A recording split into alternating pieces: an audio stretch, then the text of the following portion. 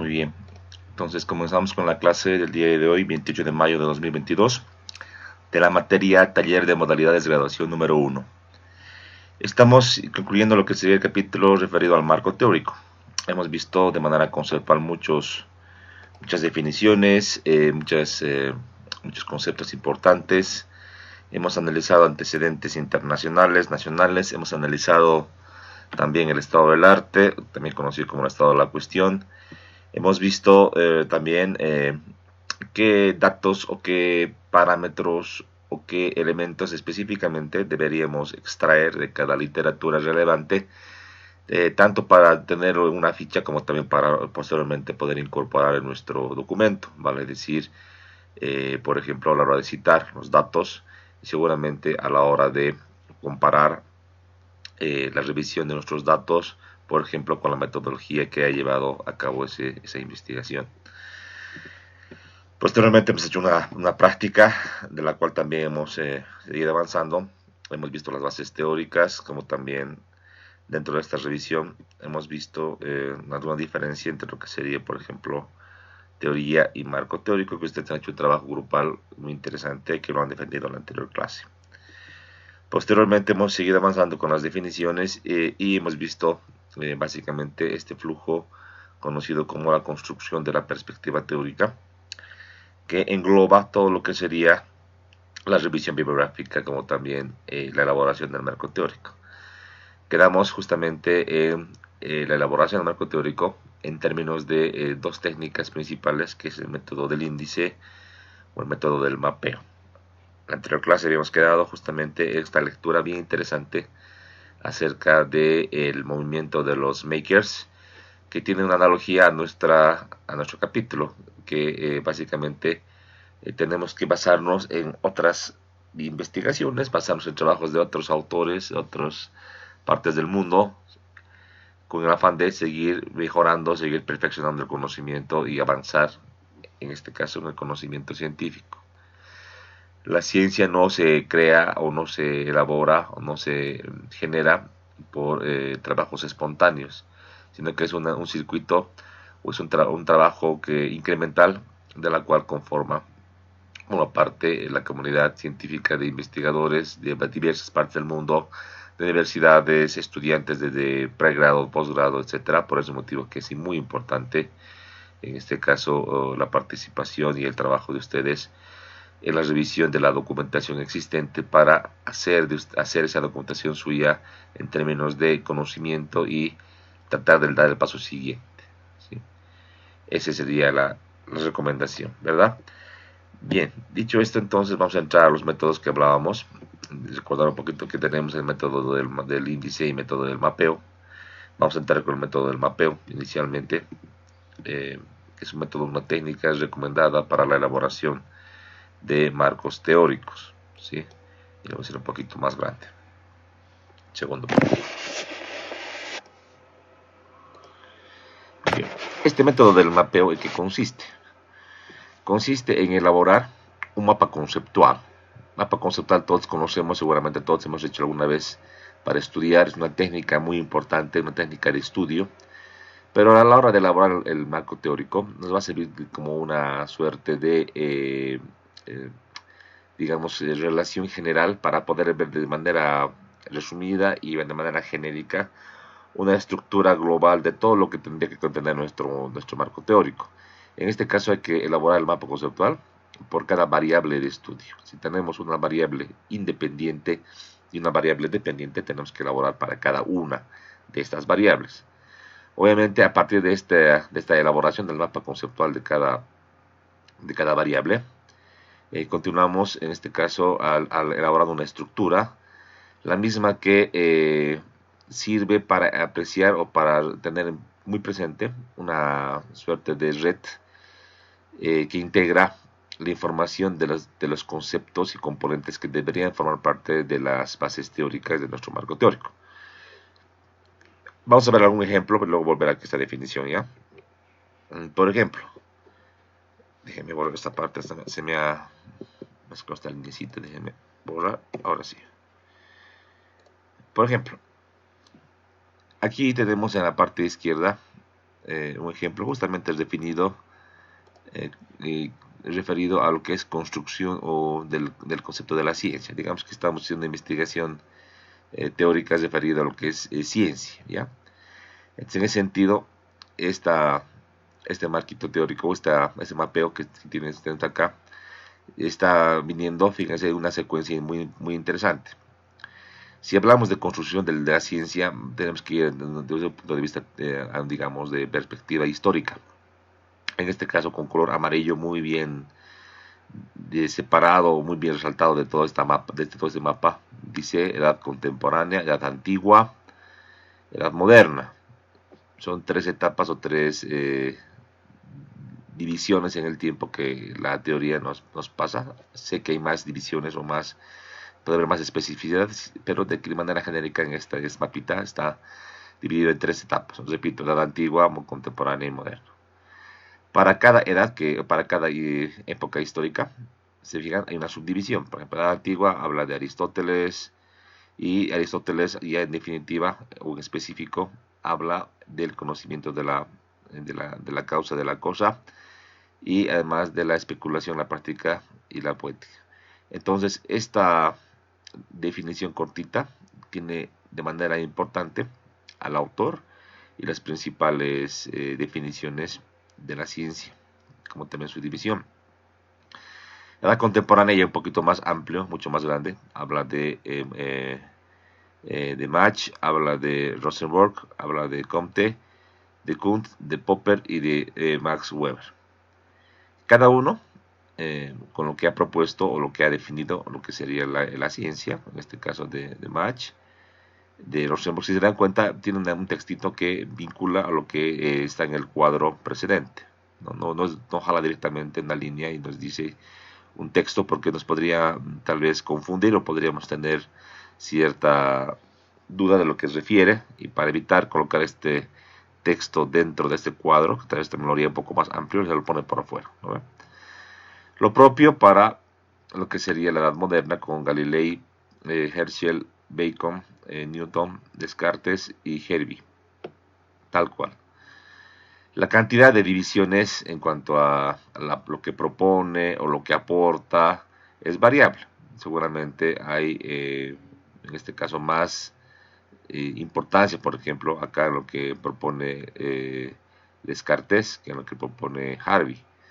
Sin embargo, esa definición de hasta cuándo podemos ir en la división de los conceptos, o en este caso aportes a la construcción de la ciencia, lo hace pues el autor del documento, ¿no? Según la importancia seguramente de cada uno de estos autores, él va, en base a lo que ha revisado de la literatura, va colocando más o menos divisiones, ¿no?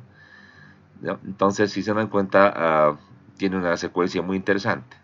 Dice, está formulada por diferentes filósofos y científicos. Aportaron diferentes características, basándose en sus conocimientos y durante, en este caso, diferentes épocas, edad, ¿no? Y se dan cuenta que tiene una lógica muy interesante, y que uno se va leyendo de arriba hacia abajo y luego sigue las flechitas. De un pantallazo comprende rápidamente y tiene todo lo que tal vez usted se encuentre en unas 50, 60 páginas de un texto, ¿no? O de varios textos, digamos, de varios libros que vayas revisando, lo puedes condensar en un solo mapita. Esto seguramente que va a servir para tener ese, decíamos, hilo conductor o secuencia para poder posteriormente hacer la redacción del documento. Entonces es bastante importante o muy relevante tratar de condensar y hacer este mapita conceptual de todos los conceptos que ustedes van a colocar dentro de su marco teórico. Evidentemente, difícil hacer que tú tengas que colocar todo el texto acá en este mapita, sería casi inleíble. La idea es que en una pantalla o una hoja grande tú puedas tener todo. Entonces hay que tratar de simplificar. Seguramente, si yo en una investigación referida a este tema, eh, por ejemplo, de René Descartes, no será solamente este textito que yo voy a colocar en el documento del marco teórico. Colocaré más cosas, pero aquí tengo lo relevante, lo importante. ¿Se dan cuenta? Tal vez, si voy revisando y aquí tengo aportes, proposiciones, ¿no? Me pregunto si Harvey ha aportado o no, porque aquí dice señalo que nomás. Entonces, si tengo esa idea y digo, pero ha debido aportar algo en cuanto a la construcción de la ciencia, pues volver a la literatura que referiste en cuanto a la lectura de este filósofo científico y tratar de buscar. Si no encuentras, bueno, que va a quedar así. Y lo propio en cuanto a sus investigaciones. Ustedes van a tener que tratar de armar, pero como aquí dice nuestra teoría, en base a las variables de estudio, que van a ser como la guía para construir este mapita. Si tú tienes dos variables, entonces tú seguramente vas a tener que tener en cuanto a este mapita, probablemente por variable, sería más aconsejable tratar de armar o de un solo tema específico, dividir y tener una variable por la izquierda y una variable por la derecha y tratar de armar este mapita, ¿verdad? Entonces, obviamente, tratar de simplificar, resumir y colocar lo relevante es un arte, ¿no? No es tan sencillo a un principio, pero de toda la información que revisen ustedes, de la amplitud, de la cantidad, tratar de especificar la información más relevante para que después, en base a este mapa, tú vayas construyendo tu marco teórico. Yo qué haría en este caso ya con, con este mapa planteado, comenzaría con la edad antigua, comenzaría con Aristóteles en la redacción de mi marco teórico y seguramente voy a colocar un pequeño antecedente seguramente, una cierta definición como también como planteaba este filósofo la división en este caso de esta ciencia. Posteriormente seguir en este mismo orden con la edad contemporánea y así sucesivamente en ese orden que yo lo voy a ir colocando. Lo mismo en el caso de ustedes, ¿no? Este ejemplo era mucho más fácil porque era algo más histórico, pero en el caso de ustedes tendrán que tratar de por variable y tratar de seguramente ir en antecedentes, seguramente desde un punto de vista, podría ser histórico, creo que me preguntaba eso su compañero en la anterior clase, pero no siempre es de la parte de histórica, tal vez también pueda partir seguramente de otra perspectiva. ¿Quién te va a decir o quién te va a especificar qué es mejor o qué estructura o qué línea o qué orden es mejor? Simplemente tú a la hora de leer el documento y pasar también al tutor para que al revisar el contenido puedan definir tanto si los contenidos son suficientemente específicos o son demasiado grandes para poder un poco reducir y si el orden es coherente o tienes que en este caso reorganizar. Pero una buena manera es justamente colocar este mapita para que tú tengas una idea, una perspectiva global de todo lo que involucra tus variables y tu investigación desde un punto de vista teórico, como también inclusive este mismo mapa poder mostrar al tutor o asesor, porque el tutor o asesor tampoco va a leer toda la documentación e información que tú has leído y probablemente él también al tener este mapita te pueda dar una sugerencia en cuanto a la incorporación de información y también en el orden que tú tengas que hacer. ¿Sí? Bien, entonces obviamente como aquí dice nuestro texto, este método se ejecuta siempre después de haber hecho una revisión minuciosa de la literatura. No podrías plantear este mapa de tu cabeza o con unos preceptos preliminares antes de haber revisado la información, porque sería como armar una estructura sin sentido y lo que queremos justamente es darle ese sentido u orden y los contenidos en base pues a tu estudio, en base a la revisión minuciosa, entiéndase esto como análisis detallado de la información. ¿Sí? ¿Alguna pregunta que tengan al respecto?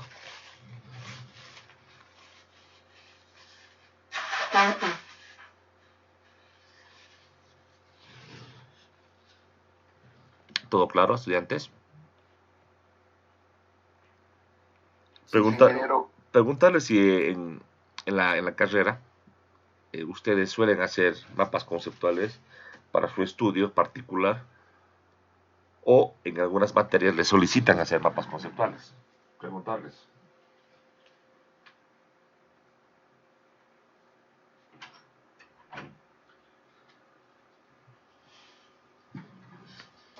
Inge, buen día. Adelante, adelante, buen día, adelante.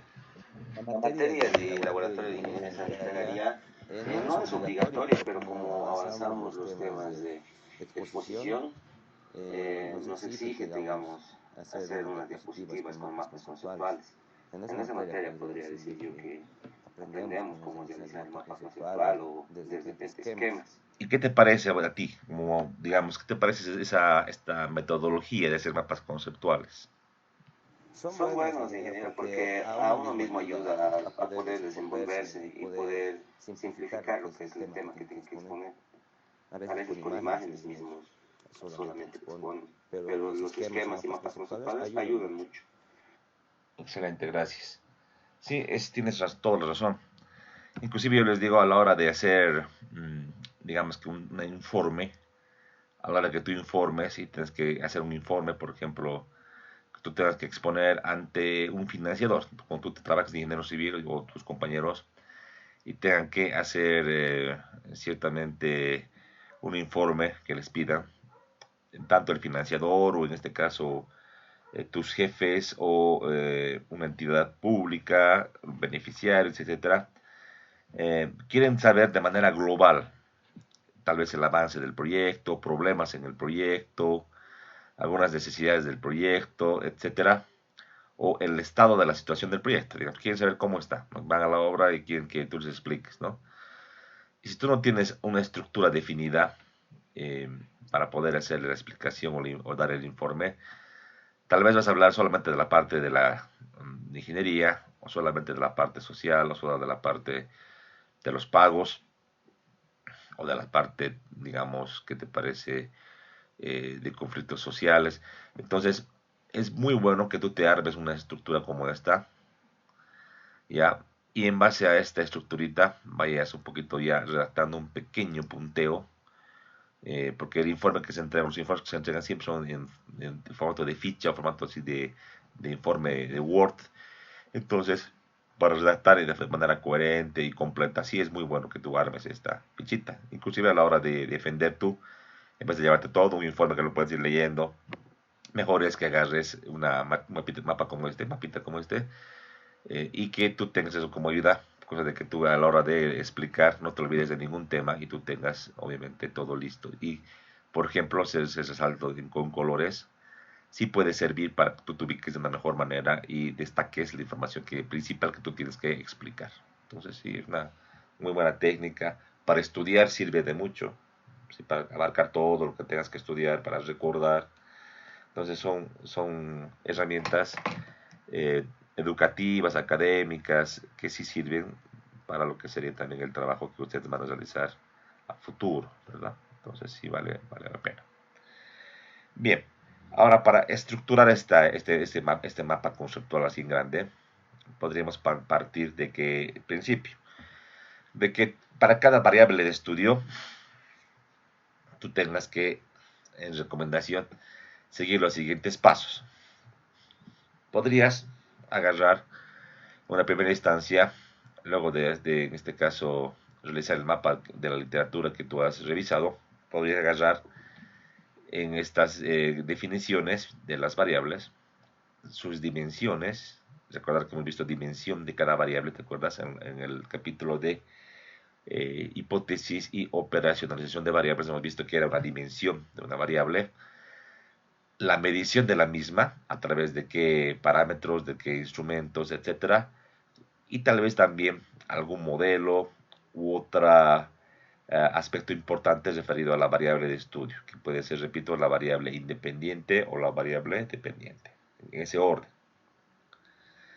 Como un segundo paso, tú podrías hacer un desglose un poquito más específico, más en detalle, en subtemas. Estos subtemas podrían ir de la mano, obviamente, del desglose en función de la definición, dimensiones, medición, modelos de nuestra variable de estudio, ¿no? En la cantidad de subtemas, eso es algo que es abierto, en función, obviamente, del tipo de estudio que tú estés elaborando. Mientras menos sean estos subtemas, es mejor, ¿sí? Pero sí, tal vez la complejidad de la variable y tal vez la necesidad de explicarla en términos más concretos, sea necesario que tú tengas más subtemas, hay que hacerlo. Como un tercer paso final, hay que colocar las referencias o los autores en el mapa. ¿Por qué es importante colocar la referencia o autores? Porque te va a servir a ti para poder hacer las citas correspondientes y obviamente también posteriormente las referencias bibliográficas al final de tu documento. Entonces, en el mismo documento que tú vas a elaborar, el mismo mapita, tener también al final de cada una de este camino que tú vas a seguir, que tenga las referencias, ¿no? De los autores de que tú estés sacando esta información. Es válido que tú leas, que tú revises, analices la información, discrimines qué información es importante y cuál no es importante, pero no es muy bueno que tú coloques todo directamente como que es tus palabras. Tienes que colocar las citas en formato APA. Entonces, para eso es bueno colocar una referencia. En el mapa no es necesario que coloquen APA, ¿no? Porque no te va a entrar al hacer la redacción del mapa. Entonces, puedes colocar en cortito nomás, ¿no? Una pequeña referencia del autor nomás, ¿no? Digamos, no sé, Jiménez Montoya, ACI 318, en este caso, digamos, Jack McCormack 2016. Y tú te vendrás anotado esto, agregado a cada autor seguramente en una otra parte, en otro documentito, el nombre completo del texto y inclusive ya hecha la referencia bibliográfica en formato APA para que tú te vayas armando todo este documento. De esa manera se aconseja hacer. Ahora, como un cuarto paso, podrías hacer ya en base a todo lo que has ido armando la estructuración misma de la base teórica. En este caso, en un principio, elaboras la estructura básica, o sea, es como colocar todo lo que tendría ya el documento definitivo, que va a ser en este caso los títulos de tu documento, ¿no? Después de colocar los títulos, puedes colocar ahora el desglose que tú aquí has trabajado todo esto que hemos ido haciendo, ya con unos subtítulos, y dentro de eso también desplegar unos nuevos subtítulos, ¿no? Notar que en la numeración que se maneja, por ejemplo, marco teórico será el capítulo 3, digamos, capítulo 4 de tu documento. Ya en el desglose irías, por ejemplo, con 4.1, por ejemplo, el primer título, ¿no? Subtítulo 4.1.1. El nuevo subtítulo podría ir con 4.1.1.1 o ya tratar de agarrar lo que sería, por ejemplo, una numeración a través de, por ejemplo, unos bullets o una numeración a través de unas llaves o otro tipo de herramientas. Si no, si tú quieres tener todo con número, se puede hacer. 4.1.1.1 y así ir avanzando, ¿no? En ese orden. Recordar que en el APA, cada título principal y secundario tiene una estructura distinta en cuanto al texto y al formato, como también a la sangría o a la ubicación del documento. El título principal del marco teórico estará centrado, por ejemplo, y los demás títulos o desgloses tendrán que ir con un formato establecido, o con negrilla, con cursiva, inclusive los títulos subtítulos más desglosados tendrán que ir inclusive sin negrilla, ¿no? Entonces de esa manera, como dice APA, se va discriminando. La cantidad de subtítulos o desgloses la defines tú, obviamente, para alcanzar la estructura completa que tú has planteado en función de ese trabajo que estás haciendo para cada variable y obviamente el mapa que has elaborado. Para esto va a servir el mapa, para redactar, pero no, el mapa no es suficiente. Hecho el mapa en función a todo este trabajo que has ido haciendo en desglose, tú tienes que ya ir armando ya en el documento en Word. Y para comenzar a hacer, no es bueno hacer un título, acabarlo, porque te vas a olvidar y vas a perder el hilo de toda esa estructura que has ido armando. Entonces lo que se aconseja sí es armar en un principio todos los títulos y recién de ahí ir rellenando y completando la información respectiva, ¿verdad? Al igual al final de armar esta estructura, tú puedes volver a leer todo, volver a cotejar y comparar con tu mapa conceptual, con el trabajo que has hecho de desglose, y si falta algo o sobra algo, tú puedes posteriormente en una relectura poder quitar, poder completar la información que tú veas por conveniente. ¿Sí? Eso es. Ese sería el método del mapeo, que no es más que hacer una estructura, un esqueleto en base a cierto criterio del mapa conceptual. No es muy complicado, obviamente, como todo en la vida, hay que hacer, primera vez hay que practicar, se nos va a complicar, pero esa es la manera de ir aprendiendo el uso de una herramienta, de un instrumento. Vamos ahora al otro método recomendado por la literatura, que es el método llamado por índices. Este método por índices es otra manera, como dice el texto, rápida y eficaz de construir un marco teórico. ¿En qué consiste este método de los índices? Consiste en desarrollar, en primer lugar, un índice tentativo del plan de esta estructura global del marco teórico. Posteriormente, irlo afinando o especificando poco a poco, para posteriormente colocar información, las referencias, en el lugar correspondiente dentro del esquema. También se le conoce este método por método de la vertebración, ¿ya? Y que también es un método, el sinónimo de este método por índices. Es algo más directo que hacer el método del mapeo, que tiene toda una técnica un poco más detallada.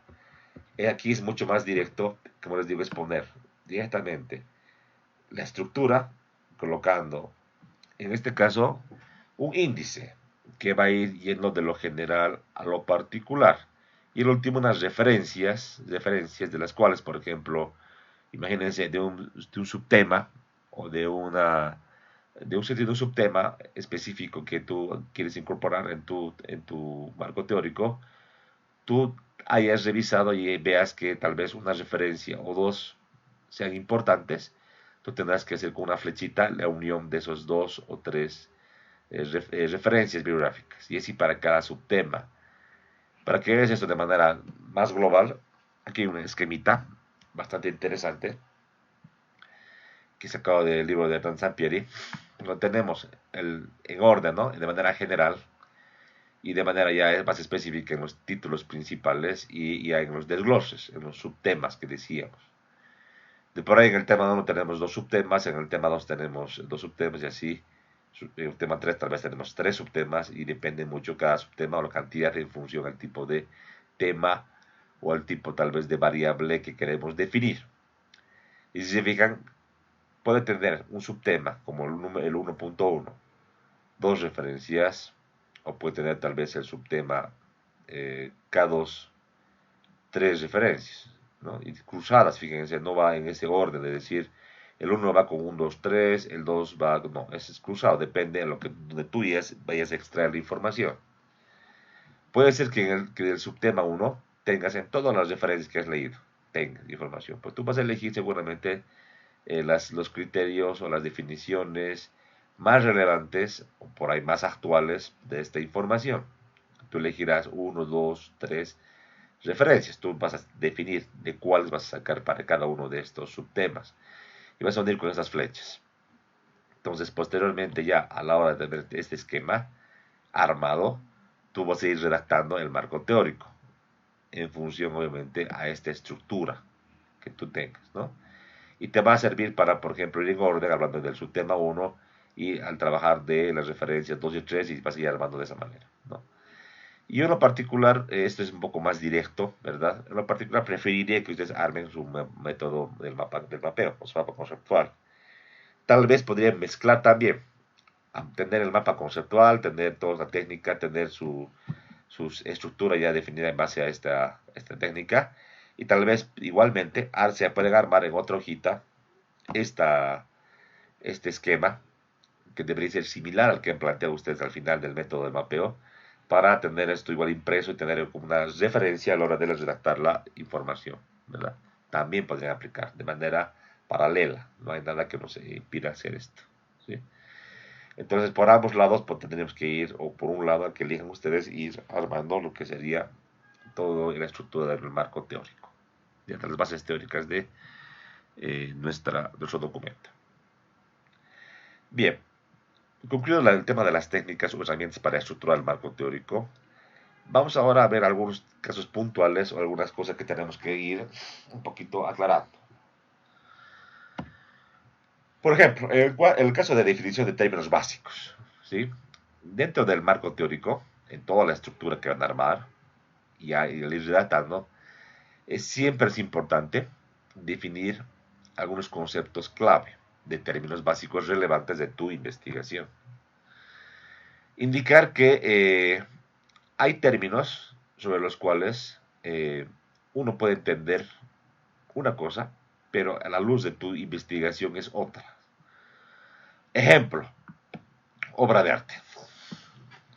Obra de arte, si yo pregunto, digamos que en la universidad, o pregunto, digamos que en la calle a personas cualquiera, sin que sean ingenieros, de seguro que me va a decir esta definición, ¿no ve? O sea, objeto de trabajo de gran valor artístico.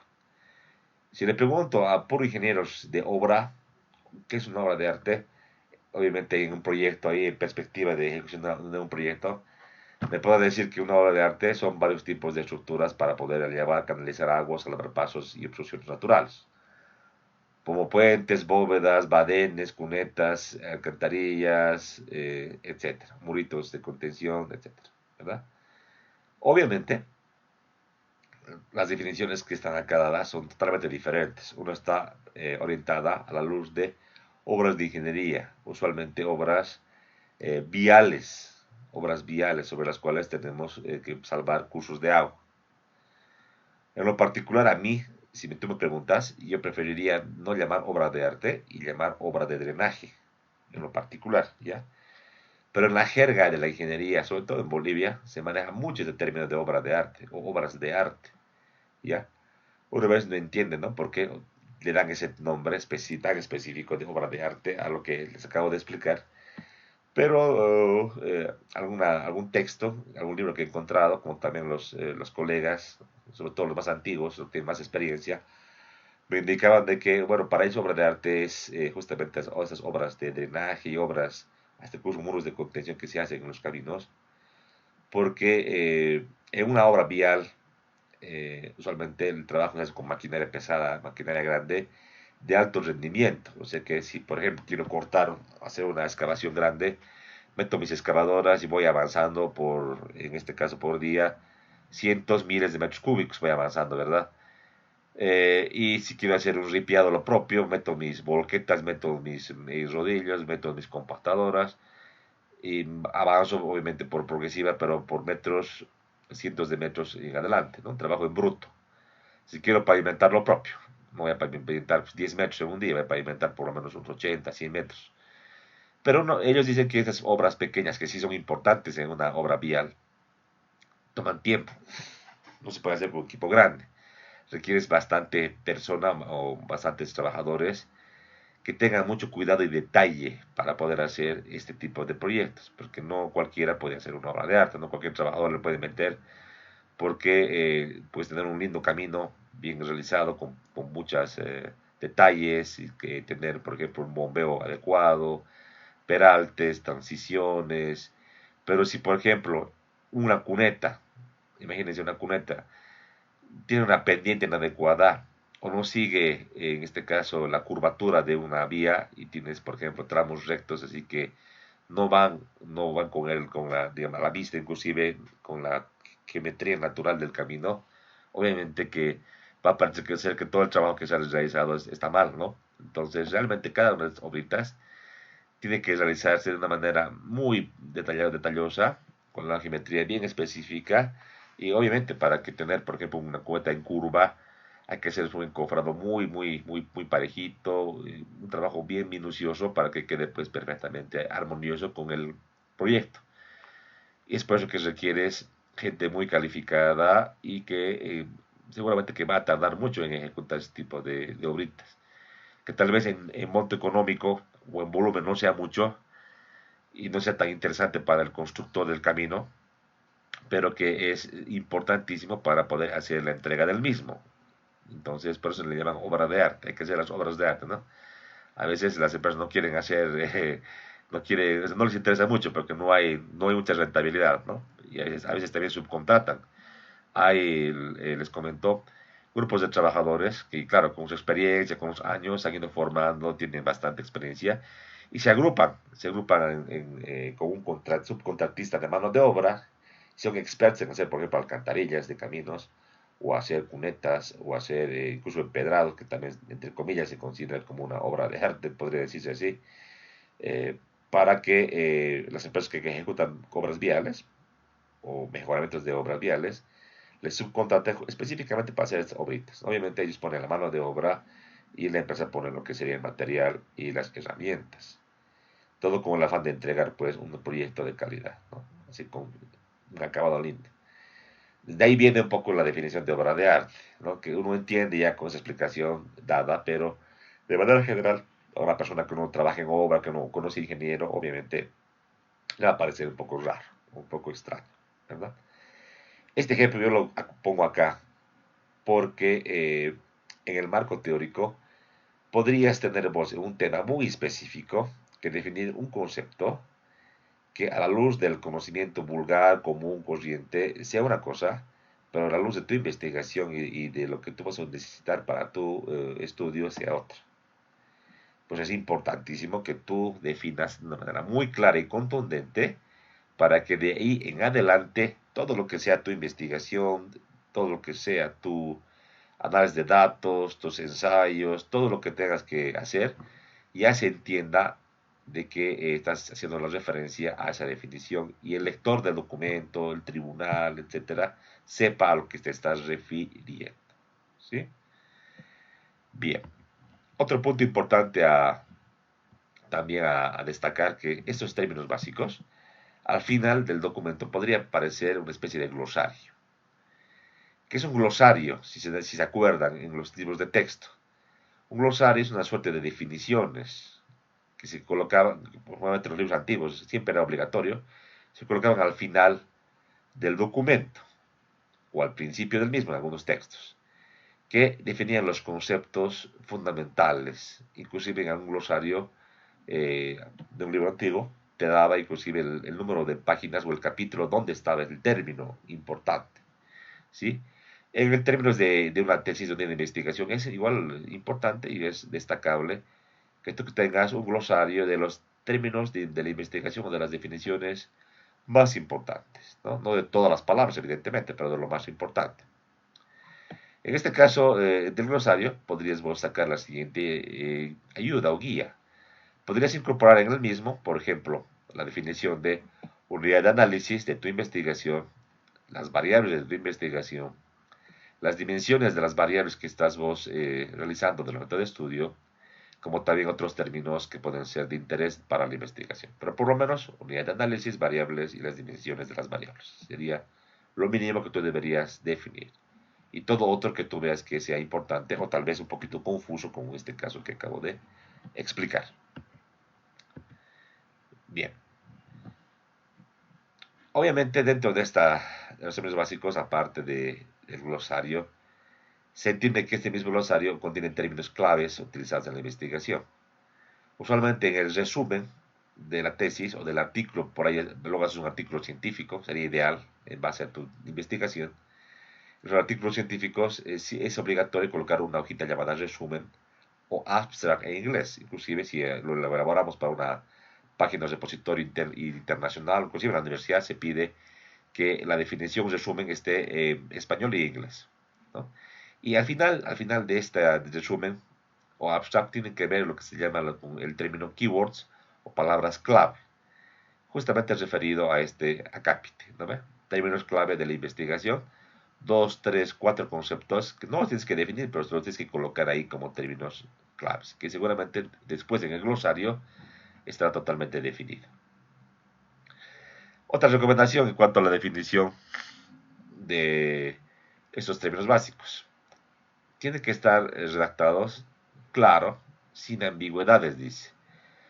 Una ambigüedad es hacer una redacción muy tal vez complicada o con términos muy particulares tuyos o con alguna aporte o alguna subjetividad tuya. Entonces eso es lo que no se aconseja hacer. Hay que redactar de manera concisa, clara, entendible para cualquier persona. ¿Sí? Y que en lo posible, ojo en lo posible, cualquier persona que no sea necesariamente de la especialidad entienda, ¿no? Obviamente esto es complicado. O sea, pedir, por ejemplo, que una persona común corriente que tenga una formación media se involucre en leer una tesis, por ejemplo, imagínense del área hidráulica o del área estructural y al leer entienda todo, de entrada es difícil, ¿no? Tratar de colocar en texto, digamos, muy bien explicado y detallado, podría tal vez haceros tardar mucho al tener que dar mucha vuelta, mucha definición, buscar términos muy convencionales para poder definir, pero hay que hacer por lo menos por el intento de tener esta definición o estas definiciones lo más claro posible, ¿no? Evidentemente yo considero que no es al 100% posible, de tratar de que sea así, pero es 100% posible, es poco complicado, ¿no? Pero hay que tratar de hacer este trabajo, ¿no? Eh, Obviamente la teoría dice esto, pero ya la práctica a veces es difícil, ¿no? Tratar de poner todo con un detalle así tan clarito para que cualquiera entienda, porque realmente eh, requiere una cierta formación y conocimiento de lo que estamos hablando, ¿no? Tal vez en términos de que tengamos ingeniería civil, una persona que es de la de estructuras y lea los términos de una tesis de marco teórico de tesis de la red hidráulica, sí, sería más fácil su entendimiento, pero si es una persona común y corriente, más complicado, pero la teoría y la recomendación de la literatura referida a marco teórico indica eso, colocar todo claro y lo más concreto y entendible posible. ¿Ya? Eso como un criterio. Bien. Algunos ejemplos acerca de la redacción del marco teórico. Ejemplos que están acá. El punto número uno, entre comillas, vamos a ver un pequeño ejemplo de cómo redactar, ¿no? Podríamos colocar en una parte de la redacción el siguiente texto. Un estudio similar se realizó en el año, digamos, 2021 en la ciudad de La Paz por la Universidad Mayor San Andrés, cuyos resultados fueron los siguientes. Y ahí vas colocando, obviamente, si quieres en texto plano o con bullets, con puntitos, colocando lo que serían los resultados concretos de esa investigación que tú vas a apropiar para tu marco teórico. Otro ejemplo. Los estudios realizados por Jiménez Montoya han demostrado que el hormigón estructural se comporta de una mejor manera con la reducción de agua de amasado para alcanzar resistencias a compresión más elevadas. Algo así, ¿no? Obviamente en base a lo que tú tengas que explicar. Otro ejemplo. La teoría sobre el cambio climático plantea lo siguiente. El reglamento ACI 318-2019, no, 318 del año 2019, publicado por la Asociación Americana del Concreto, en su capítulo 9 manifiesta lo siguiente. Todo luego de la explicación, ¿no? Bon, normas que nos sirven de base para, entonces aquí estás vinculando o presentando información de una norma o reglamento y posteriormente estás uniendo, vinculando el texto que has colocado, esas referencias para plantear algo en tu investigación, ¿no? Obviamente, esos son ejemplos nomás, son de una redacción, es libre, obviamente, pero no olvidarnos de que al citar los documentos hay que hacerlos en formato APA. Citas textuales, citas no textuales, preferentemente no textuales, decíamos, lo que conocemos como el parafraseo es lo más recomendado, ¿ya?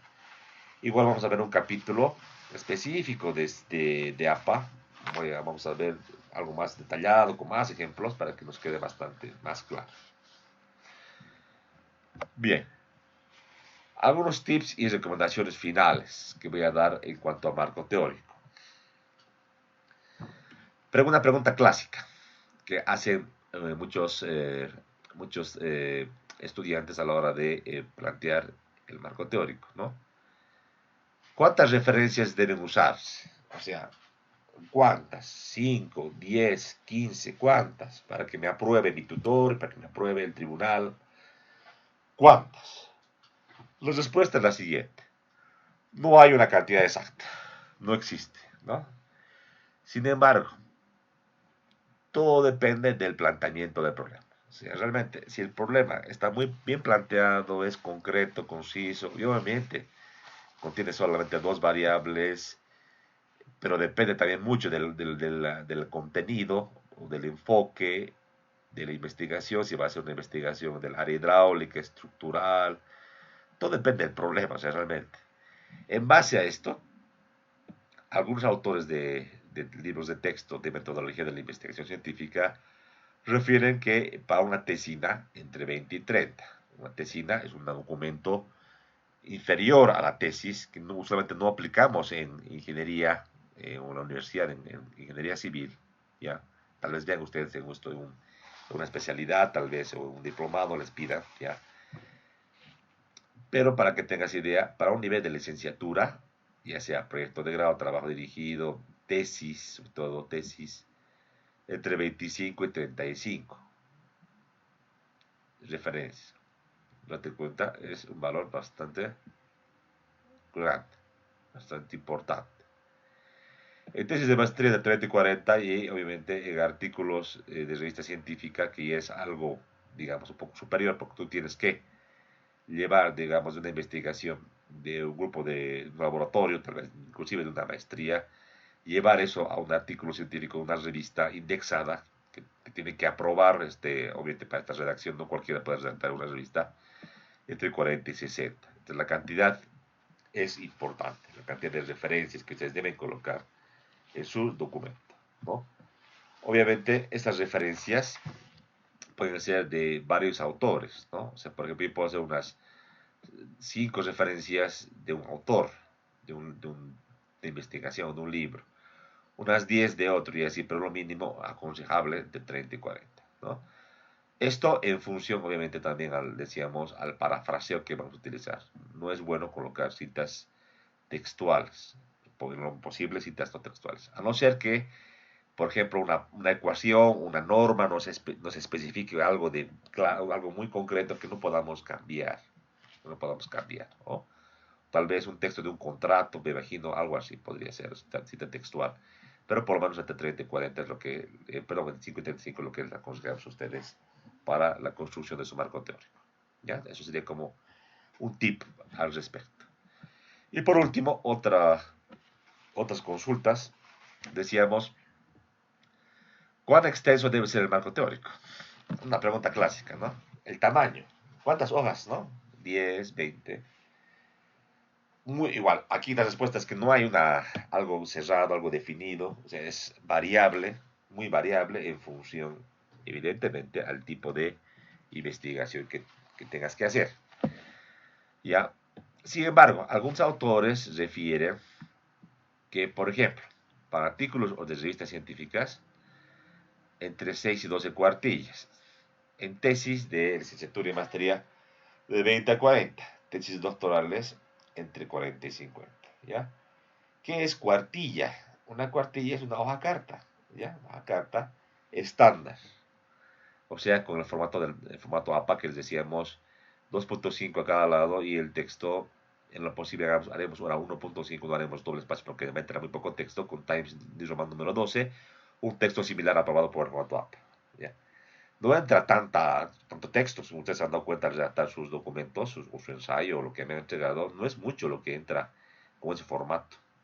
Entonces, entre 20 y 40 hojas sería lo aconsejable. Obviamente, si la información que tú quieres plantear, o tal vez en un proyecto de grado que tengas que poner más información de diseños, por ejemplo, en cuanto a normativas y demás, requieras más espacio, se permite, obviamente. Pero que no sea exagerado, que no sea 80 hojas de marco teórico, ¿verdad? O sea, un poco flexible, digamos, 40, 50, 60, pero no más de eso, ¿no? O sea, mientras menos sea, en la extensión del marco teórico, va a ser que sea menos extenso también lo que el documento final que van a entregar. Y obviamente eso es muy bueno en términos de que los tribunales, al recibir un documento más digerible en cuanto a tamaño, les va, digamos, a parecer de entrada un mejor trabajo, aunque no crean, mejor trabajo, más fácil de revisar, de leerlo, de, de concebirlo y obviamente es un punto a tu favor, ¿no? No es fácil, yo les digo, no es nada fácil hacer que toda la información que tú quieres exponer entre en este tamaño de hojas, ¿no? No es fácil, pero hay que tratar de hacerlo. Es todo un arte, simplificar la información. Hay tanto que tú tienes o quieres exponer, que has leído, ya que has leído vos 30, 40 documentos, tesis, artículos, que quieres vos demostrar al tribunal o a la gente que va a leer el documento que tú has revisado, pero debes colocar la información más relevante. Entonces tienes que circunscribirte en eso, ¿no? Nada quita ni importancia a tu documento, o nada le aporta la cantidad de más hojas, o más tablas, más fórmulas. Lo relevante es lo que tú vas a hacer después con esta información a la hora de ejecutar la tesis, de aplicar instrumentos, recabar los datos y hacer el análisis de los mismos. Esa es, creo, la parte más importante, ¿verdad? A lo que yo como un tribunal, por ejemplo, iría directamente. Yo, en lo particular, ¿cuál es mi estilo? Marco, primeramente, planteamiento y formulación del problema. Lo más importante, para que yo entienda qué cosa quieres investigar. Luego, a la hipótesis, para saber exactamente cuál es tu propuesta o respuesta tentativa. Luego voy a objetivos para ver cuál es la meta que te has planteado, las actividades. Y un poquito yo voy a analizar, a ver, este problema con esta hipótesis, ¿será que estos objetivos son suficientes? Obviamente que debería ser así, porque una comisión y el tutor ha aprobado esto, ¿no? Entonces yo un poco y engancho. Bien entendido este circuito, recién me voy directamente, yo el marco teórico no lo veo mucho, directamente salto y me voy a lo que sería ya la metodología utilizada, en este caso, qué herramientas, qué instrumentos y cuáles son los datos que en este caso el investigador ha recabado de su tema de estudio. Obviamente al leer esta parte un poco me puedo ir perdiendo, porque hay definiciones ya o conceptos o en este caso títulos que tal vez no ubique muy bien y ahí voy a volver un cachito al marco teórico para un poco revisar, ¿no? El glosario, ver las definiciones, ver tal vez qué ecuaciones está utilizando, qué normativa está utilizando el tesista o el investigador. Vuelvo a lo que sería su marco práctico, la ejecución de la investigación. Voy revisando, al final me quedo con los datos finales, con su análisis, que es lo más importante. Tiene que interpretar los datos a la luz de la teoría y sus conclusiones, ¿no? Esa es la manera que yo reviso el trabajo, ¿no? Y las preguntas que usualmente yo hago, y uno referido al problema, dos a la hipótesis, y de ahí en adelante específicamente la mayor cantidad de preguntas referida a sus datos, resultados, el contraste con la realidad, la validación de la hipótesis y como también las conclusiones y recomendaciones. Muchas veces, y yo te les doy como tip esto, al redactar el documento final, colocan muy poquito de conclusiones y recomendaciones, casi nada colocan. Y es lo más rico y lo más relevante del documento. ¿A qué has arribado? Luego, desde tanta revisión de información, planteamientos y hacer la ejecución de la tesis, ¿a qué arribas? ¿No? Y a veces le ponen dos, tres líneas y yo voy a ver sus datos y su análisis. Realmente es amplio y tiene mucho más que exponerlo. Yo les aclaro y digo por qué no has colocado esto que has encontrado aquí en tus conclusiones. ¿Por qué al identificar, por ejemplo, una variable interviniente en el fenómeno no has colocado en recomendaciones y demás, ¿no? Entonces yo noto que a veces como que están cansados de trabajar, redactar y que le dan lo mínimo a las conclusiones y recomendaciones, que debería serlo todo lo contrario, ¿no? Que es justamente lo más rico de su documento. De esa manera yo reviso y de esa manera me marco en el documento, como también marco una hojita para hacer las preguntas correspondientes. Y creo que los tribunales en su mayoría hacen esto, ¿no? Rara vez he visto un tribunal que pregunte del marco teórico. Rara vez. ¿Es importante? Sí. ¿A vos te sirve para estructurar y armar todo tu documento? Sí. ¿Sirve de base para que tú luego hagas la ejecución de la investigación? Sí. Pero, en definitiva, lo más importante no es el marco teórico en términos de las consultas que te va a hacer un tribunal. Definitivamente eso tiene que quedar muy claro. Por último, para concluir la clase de hoy y para concluir también esta exposición de lo que sería el marco teórico. En definitiva, ¿en qué consiste un buen marco teórico? O sea, ¿cómo sé que el marco teórico que he elaborado o que quiero elaborar está bien, está muy bueno? Una pregunta muy complicada, ¿no? Sin embargo, algunos autores refieren a esto. Que un buen marco teórico no es aquel que contiene muchas páginas. Eso de entrada ya les dije anteriormente y aquí lo reafirmamos. Sino que trata con profundidad y contundencia únicamente los aspectos relacionados con el problema. Ojo, únicamente eso es lo que tenemos que explicar. Construir el marco teórico no significa solo reunir información. Ojo, no es copiar, pegar información. sino que ligarla e interpretarla. Ligarla en términos de secuencia que decíamos y hacer cierta interpretación. Eso en la redacción y narrativa son importantes porque las partes que lo integren deben estar enlazadas y no debe brincarse de una idea a otra sin ninguna secuencia, ¿no ve? O sea, no es agarrar un texto, copiar, pegar, y usualmente lo que pasa a veces, yo al leer el marco teórico, voy leyendo una cosa y salto a otra cosa y no sé por qué he saltado, ¿no? Medio que parece algo raro, muy forzado, ¿no ve?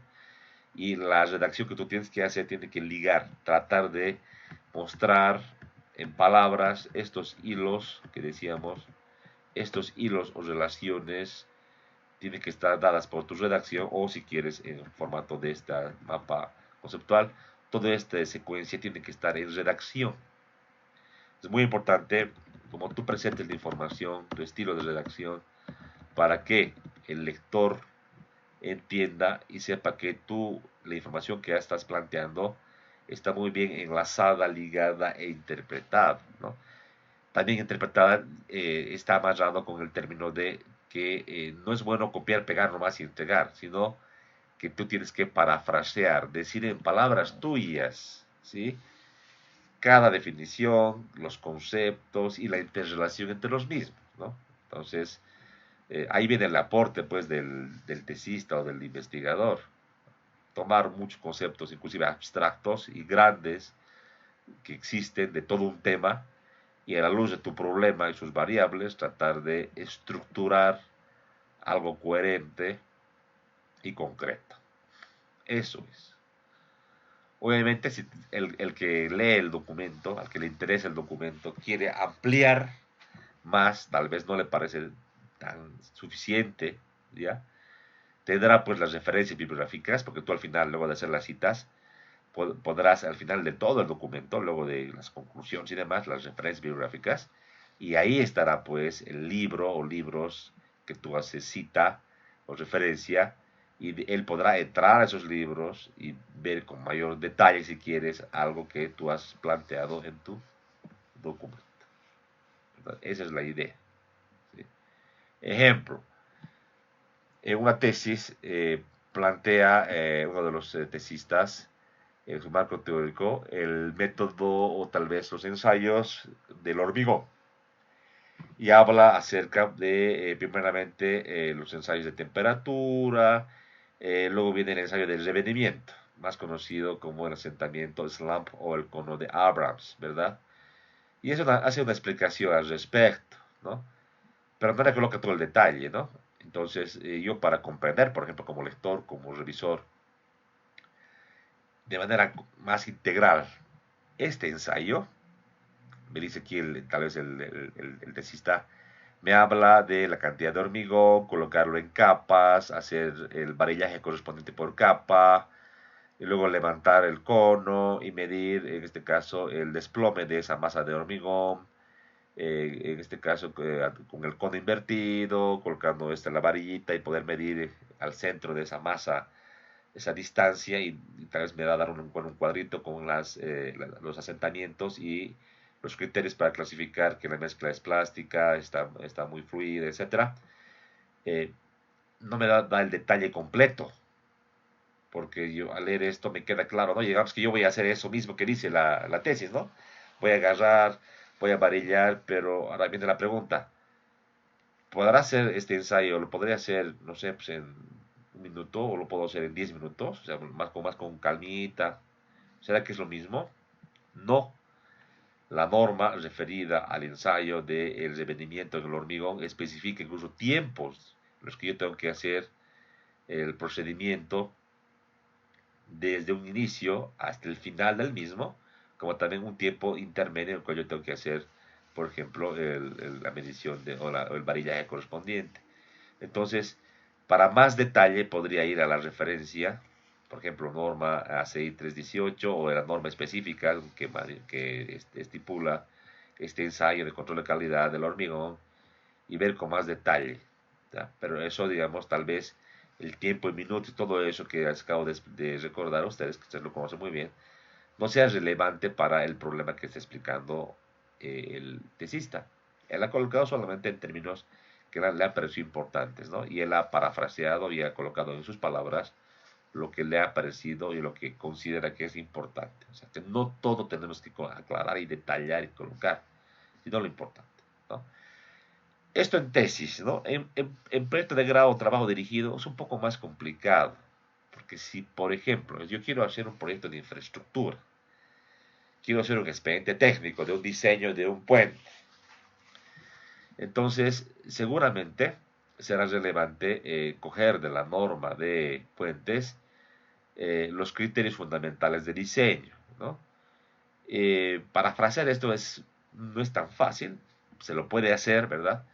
Pero ya colocar todas las ecuaciones que yo voy a utilizar, bueno, yo puedo considerar que es importante y en la mayoría de los trabajos de, de proyecto de grado de diseño colocan las ecuaciones, sus referencias, entonces eso hace que sea un poco más extenso mi documento, ¿no? Pero hay que tratar de colocar lo más relevante también, ¿no? No toda la parte histórica, no todo lo que dice la norma, sino la parte que yo voy a utilizar. En términos de, en términos de un proyecto de grado, la orientación no es tanto al problema de investigación, sino a los objetivos de mi proyecto. Si el objetivo específico, uno, es diseño de subestructura o diseño de superestructura del puente, deberé pues en ese marco orientar el marco teórico a toda la teoría, ecuaciones y criterios de diseño que refieran al diseño de la superestructura, desglosando seguramente en tablero o losa, en vigas, en bordillo, en acera y en barandado seguramente, ¿no? Entonces, sí, pues el marco teórico de proyecto de grado es un poco más extenso y está más orientado no tanto al problema y sus variables, sino al objetivo específico que yo voy a ir trabajando. Entonces, un poco la diferencia del marco teórico. Todo lo que he explicado, el mapeo, los índices, es lo mismo, pero la orientación no es tanto al problema, como en el caso sí de tesis de investigación científica. ¿Sí? Eso es. Entonces, con este último título concluimos nuestro capítulo marco teórico, ¿no? Evidentemente, la explicación que hemos dado es claro, más teórica, ¿no? Genérica. Algunos ejemplos se han puesto en cuanto a la redacción, en cuanto a las técnicas. La mejor manera de hacer esto es redactando, haciendo, colocando en práctica justamente estas metodologías. No hay de otra. Ojo que esta que he explicado es para la elaboración del marco teórico de la tesis. Ustedes van a colocar un título, marco teórico, en lo que sería su perfil. Para el perfil de tesis, ¿cuánto es la extensión del marco teórico que van a colocar? No más de 5 fojas, de 5 cuartillas estandarizadas, no más de 5. ¿Qué podrían colocar? Unas pequeñas definiciones, ya, de las variables de estudio. Eso pueden colocar, pero no creo que me coloquen fórmulas, no es necesario. Unas definiciones de las variables de estudio, ya, tal vez de las dimensiones también, de la investigación, de cómo van a plantear esto, simplemente aquello. Y algunos conceptos, obviamente, importantes o relevantes que necesitamos entender, como en este ejemplo que acabo de hacer. O sea, ya desde el perfil tratar de poner todo en claro. Eso sí es importante. Más que eso, no. Todo lo otro que aquí he explicado con más detalle es para que ustedes coloquen en el marco teórico de su tesis. O sea, en la tesis va de 20, 40 hojas, pero en el perfil, también conocido como anteproyecto de investigación o proyecto de investigación, no más de 5 hojas, exagerando. ¿Sí? La extensión de todo el perfil debería estar entre unas 15 hojas a 20, pero exageradamente. ¿No? Lo más clásico es 15 a 10 hojas. Pero entonces, ¿de qué va a depender la extensión del marco teórico? En el perfil no requerimos que coloques toda la teoría, sino solamente una pequeña introducción, unas cuantas definiciones y algunos conceptos clave que sean relevantes a tu trabajo. ¿Ya? Es simplemente eso. Muy bien. Listo, dicho esto entonces, ya tenemos todo este marco teórico, que considero que la parte más importante, los aspectos más importantes los hemos revisado de este capítulo y hemos podido cumplir los objetivos de esta unidad, referido a los conceptos, a los criterios del por qué es importante o no la literatura, la investigación y las técnicas o métodos recomendados para la elaboración y redacción del marco teórico. Creo que hemos llegado a combinar y cumplir con este cometido. Ustedes para sus investigaciones tienen que hacer, a sus perfiles, tienen que hacer un pequeño marco teórico, lo pueden ir estructurando, obviamente a la luz de estas metodologías que hemos explicado. Les sugiero que lo hagan de esa manera y que ya lo vayan trabajando, ¿no? El enlace de los documentos, el parafraseo de los documentos, el citado de los documentos, que es obligatorio, lo tienen que hacer ya nomás. Ahí tal vez tengan algún problema, ya, entonces yo estaría dispuesto a, como no es mucho el documento, que van a ir avanzando, al que tenga dudas, que le parezca que no está muy bien, puede venir a mi oficina, como les digo, cada clase, de 2 a 3 de la tarde, usualmente tengo tiempo para que yo les atienda de manera muy personal y lo puedas revisar. Felizmente les comento que prácticamente la otra semana, cada día han venido uno o dos tesistas a mostrarme, ¿no? Lo que sí yo les podría recomendar es que vayan más al grano, a lo que me quieren preguntar, no decirme ingeniero, no sé si estará bien mi tema, ¿no? Eso es muy general, ¿no? Muy genérico. Entonces, algo más particular, digamos, tal vez ingeniero, aquí mis variables, mi variable independiente medio que no sé si se entiende o no sé cómo lo voy a hacer la medición, estará claro el alcance de investigación, o sea, temas más concretos para que yo lo pueda leer y les pueda dar mi punto de vista, ¿no? Preferentemente en papel, para que pueda leer y pueda un poquito rayar ahí, sería ideal, ¿no? Y hay siempre esa oportunidad de atenderles felizmente en las oficinas de la carrera, ¿no? Eso es. Pero vayamos avanzando, vayamos haciendo el marco teórico, vayan construyendo su documentito ya, vayan avanzando. Estamos cerca ya de concluir todo esto. Desde la siguiente clase vamos a entrar al diseño metodológico. ¿Dónde estamos? Aquí tengo ya el documento. Ese es el capítulo que vamos a ir viendo. ¿Sí? Diseño metodológico.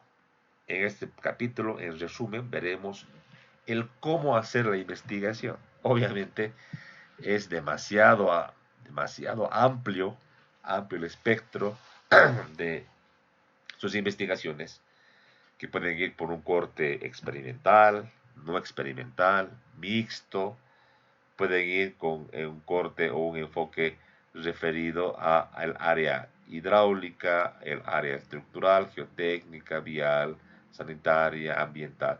O sea, es tan amplia nuestra carrera y tan linda que realmente las maneras de hacer las cosas o el cómo hacer o cómo ejecutar un proyecto, en este caso cómo ejecutar una investigación, se hace pues gran.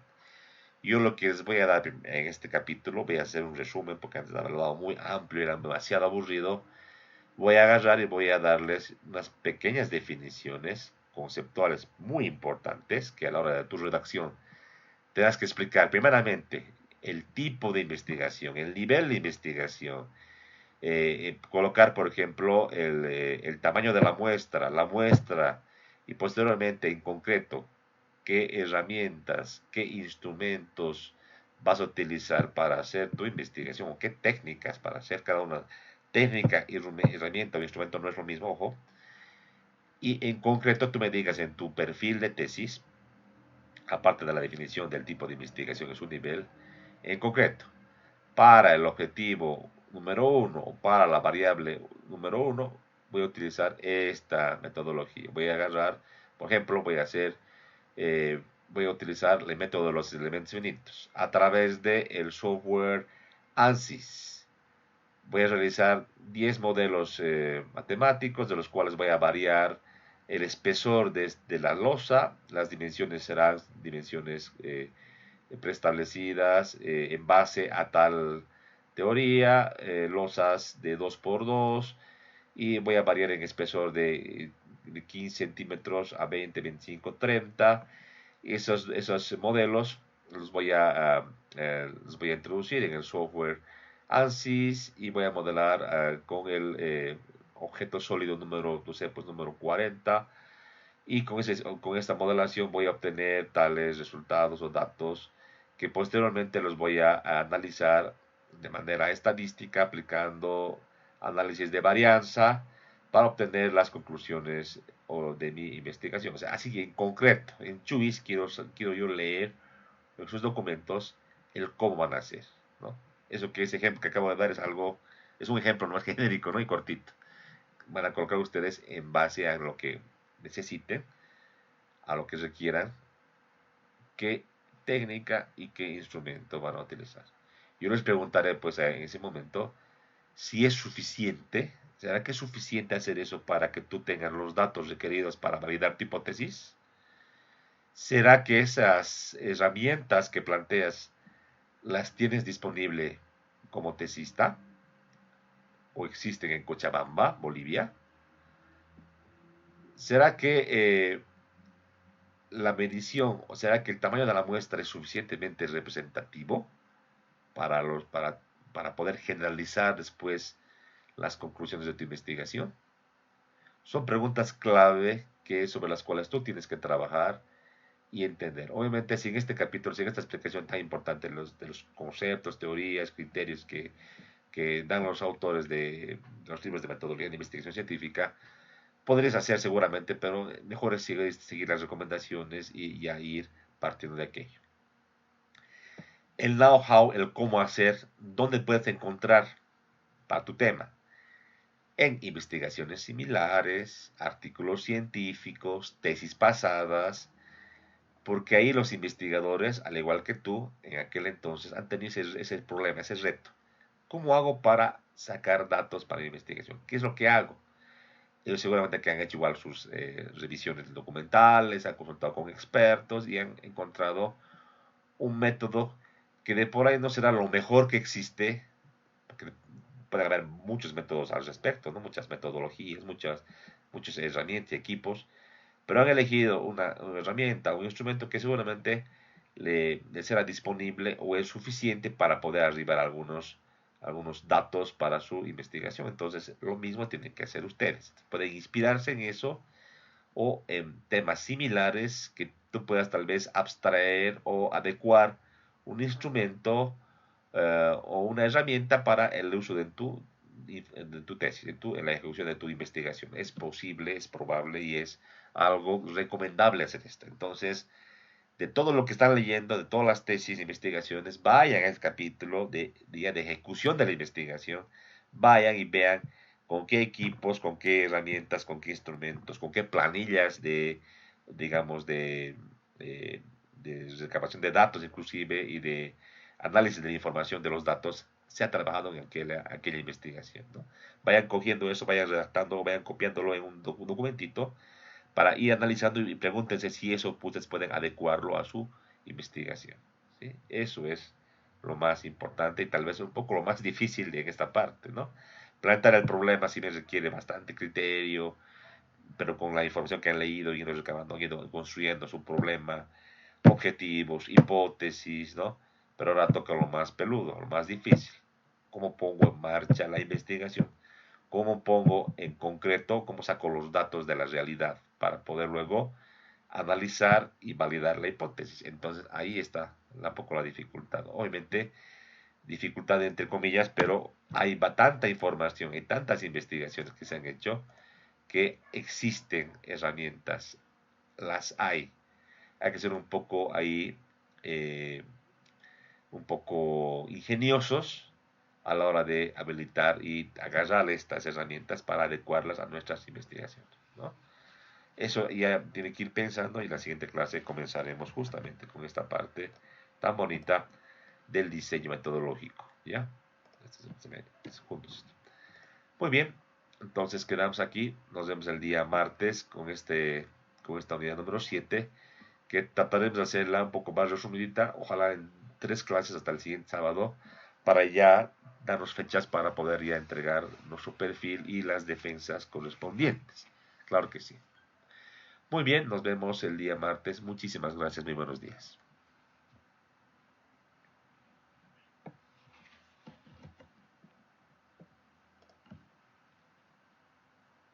Hasta luego, Guille, buen día. Muchas gracias, buen día, gracias.